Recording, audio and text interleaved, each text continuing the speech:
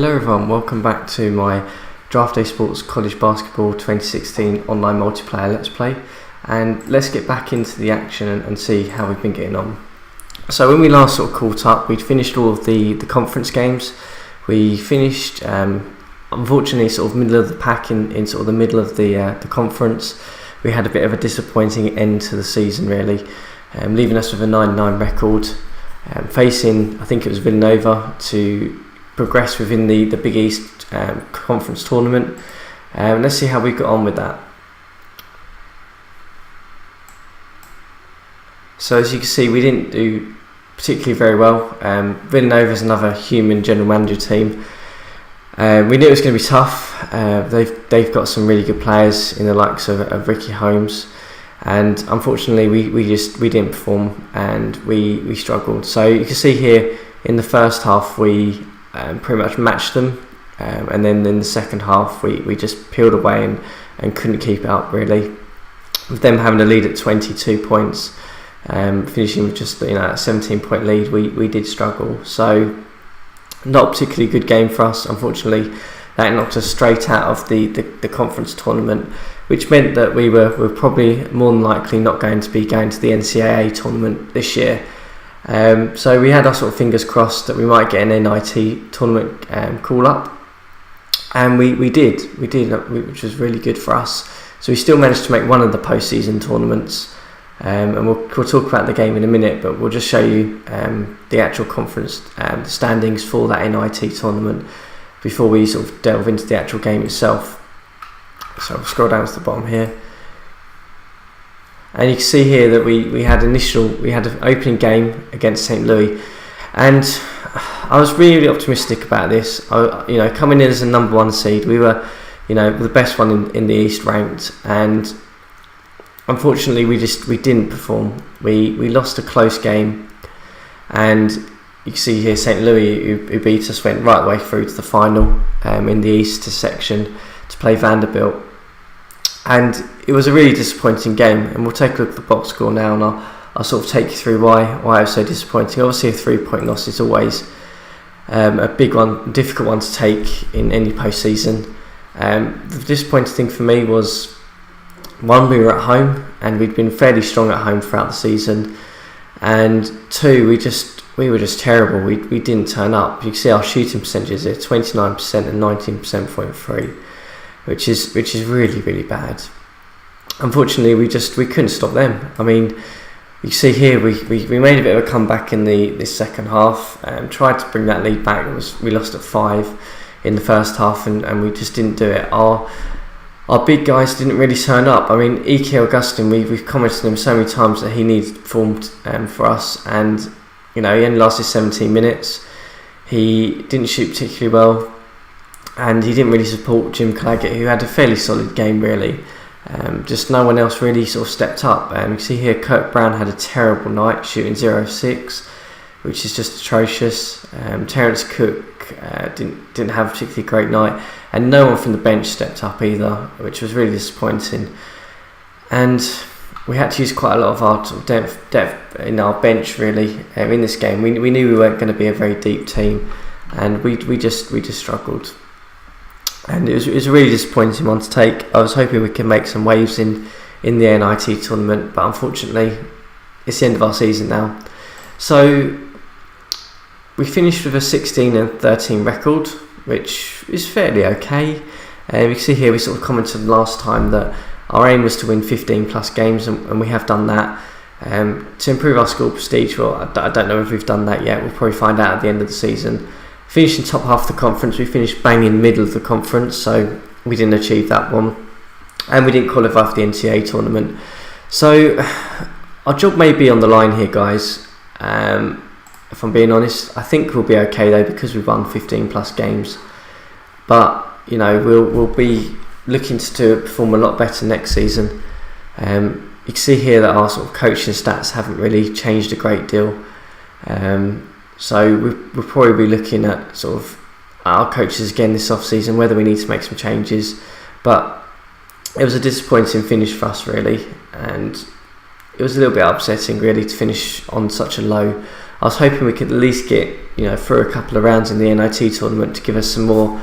One, to give you something more to talk about on this Let's Play, but another thing, I was just hoping it would give us a bit of a nudge into next season, but unfortunately that didn't happen. So we're sort of looking towards next season, really. Obviously we've got a couple of recruits coming in that we didn't actually actively recruit last year, because we joined the team past the recruiting window.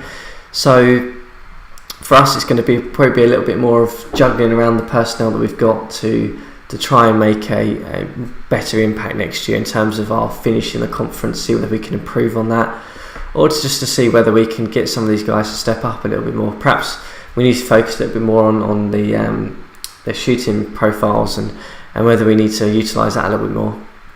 But before we sort of touch on the NCAA tournament and sort of looking at what's going to happen on the Let's Play over the next sort of couple of weeks or so, let's just go through some of our seniors who are leaving us, and we'll just give them a little bit of a send off and comment on what we feel their basketball career may be like after they finish college. So our first one here is Austin Ricks. We'll open up his player profile and we'll have a little bit of a comment on him, and then we'll sort of scroll through to the other seniors. So you can see Austin Ricks, he didn't play a lot of basketball for us this year. He was mainly off the bench for us. It was pretty much to do with his poor defence that sort of made me not select him. He didn't really do anything in terms of shooting wise to stand out to make me want to select him anymore. For me, I think it's probably the end of his college career, obviously, and the end of probably his professional career. I can't see him, obviously he's not entering the draft, none of our players are entering the draft, but I can't really see him playing overseas either. I think he's a little bit too weak, so he'll probably be looking at sort of careers outside of basketball, I think, going forward. And we'll scroll through to some of our other seniors now, and we'll just comment on those as well. I have to flick through some of the other players, but we'll talk on the players who are not seniors probably in another podcast alongside the NCAA tournament and the NIT tournament, to give us a little bit more to talk about, really. Another one of our seniors was Chris Demori. Again, he didn't really play much basketball for us. If we look at his player stats, again, it was mainly because of his terrible defence he didn't get selected, which meant that we were sort of hanging on with him, just let his sort of shooting percentages load up, and we'll just comment on him as well. So you can see he shot fairly well. Perhaps we didn't give him much of a chance, but he began probably his basketball career professionally. He's not going to be looking like he's going to jump into professional basketball, I don't think. So we'll say goodbye to him. He's a little bit undersized at 6'1" as well. Next up is obviously Ike Augustin. So this was the guy we said was going to be make or break our season. Unfortunately, he did show some flashes of brilliance, but unfortunately it was more bad than good into the postseason for us, which pretty much killed us. You can see his shooting percentages are pretty awful, and I did comment it was because he was having to shoot the ball a lot for us. But for me, obviously he's not going to enter the draft. I could probably see him realistically trying out for a D-League team in professional NBA. Otherwise, I reckon I could probably see him playing in Europe somewhere like Italy or something. I think if I had to sort of guess what his career would be like outside of this game. He's showing flashes, and at 21 he could probably still make a living off of professional basketball. I think he's got some fairly good ratings. Looking at Jim Claggett, I think this guy, he's obviously not entering the draft. He's our last sort of senior to comment on, and he had a really good year for us, starting in the centre position for us, again playing out of position, but at 6'8" he was a bit undersized, but I think he could have a really good career in European basketball. Obviously the size is less of an impact in European basketball in real life. You get a lot of undersized centres who perform very well, and I could easily see him playing in that sort of space, really.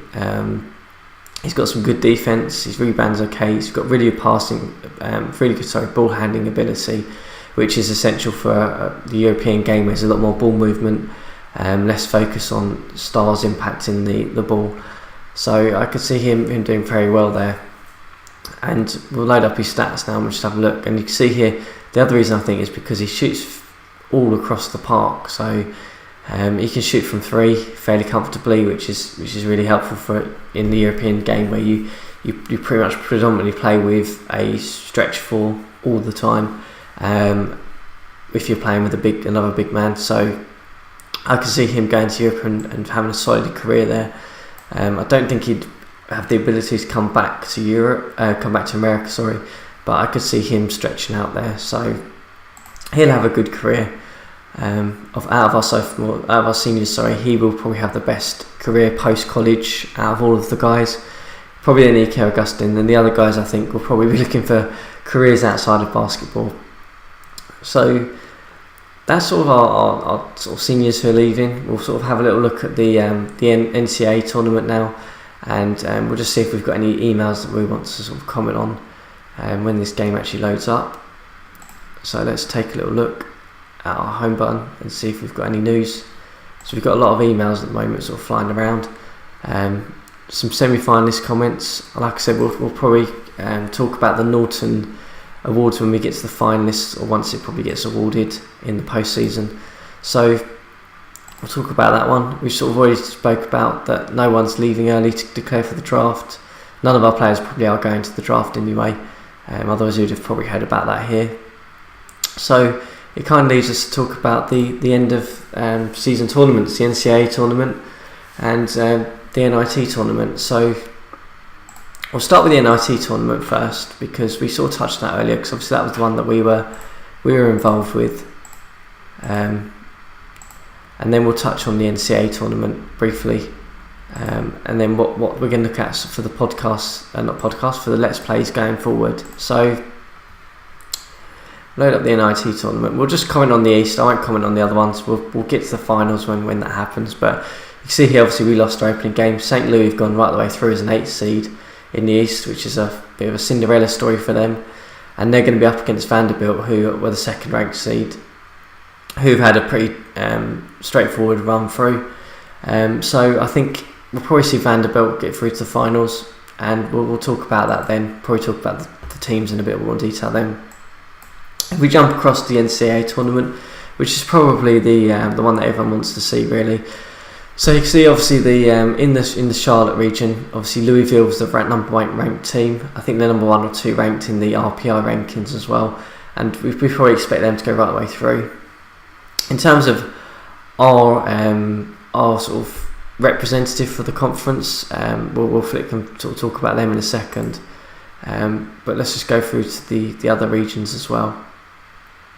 So you can see here in Detroit, the Detroit region, we have Connecticut, who are number 1 ranked seed, and Stanford, the number 2 ranked seed. Georgetown obviously got our nod up here as number 9. They won our they won our Big East tournament, so that's why they've been ranked through.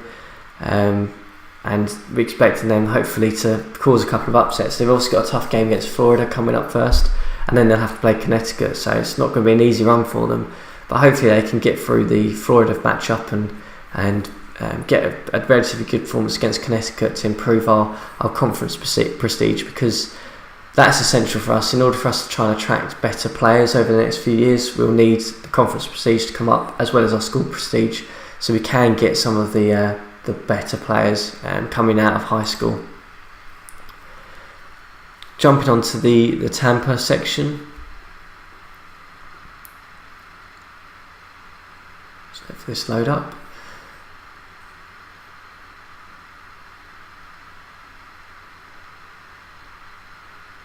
Really nice load up. Bear with us, guys. Struggling a little bit here. So you can see here we've got the 2 ranked teams, so Notre Dame and Kentucky, who are getting through. You can see Villanova, who we lost to in our Big East tournament, also got a nod here. So we'll be interested to see how they do. Again, they've got a bit of a tough matchup against Iowa, and then they'll have to play Notre Dame or Florida Gulf Coast, who I think Notre Dame will beat. So that'll be a tough one for them. Again, we're hoping that they can sort of make some moves in this section. We'll jump across to Albuquerque now, and we'll just comment about that. So you can see here sort of Seton Hall, Obviously the team that sort of finished top in our conference in the standings have got a fairly easy matchup against Winchester State, and then they'll hopefully play Duke or Towson, I think that is. So they've got a fairly good run through. Obviously they finished well in the rankings and they were an RPI ranked team, so it's probably helped them get a good sort of good section here and a good run through. The top two teams obviously in this section are Oklahoma and Michigan. Michigan would be tough to beat. They've been fairly highly ranked throughout the year, but I think Seton Hall will cause some upsets. I think if they get Belair's back, who's been injured, to keep them going, I think they're going to really make a strong case here, and it'll be interesting to see how they do. So we'll keep an eye out for this. What we'll do with the future episodes is we'll just come back and we'll probably focus on the guys who are in our conference and see how they've been getting on. Obviously we'll be rooting for them because, like I said, the conference prestige will increase if they perform well, so we want them to make a good showing at the NCAA tournament, and we'll see how they get on. In terms of the podcasts, in terms of the Let's Plays going forward, unfortunately I'm away for the next for a little while, so I'll probably do a bit of a recap when I come back.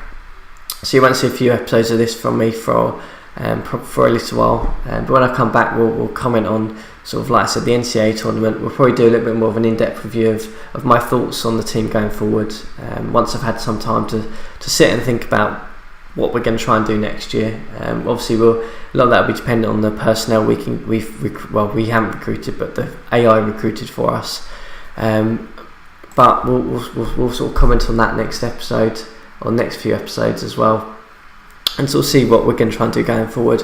That's obviously providing that we keep our job. I think we'll be fairly safe because we've won over 15 games. Unfortunately, we've only got one of the 4 sort of objectives this year, so a fairly mediocre finish really for us when it started out so well. So that's where I'll leave it today, guys. If you have any sort of comments or thoughts on what you want to see in terms of the postseason, in terms of the NCAA tournaments, if there's particular teams you want to follow, then obviously drop a comment below and I'll mention them and sort of keep an eye on them in the episodes going forward.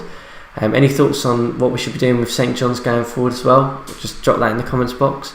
And as always, if you've enjoyed the episode, just hit that thumbs up button, and if you want to follow them the episodes as they come out, just hit that subscribe button.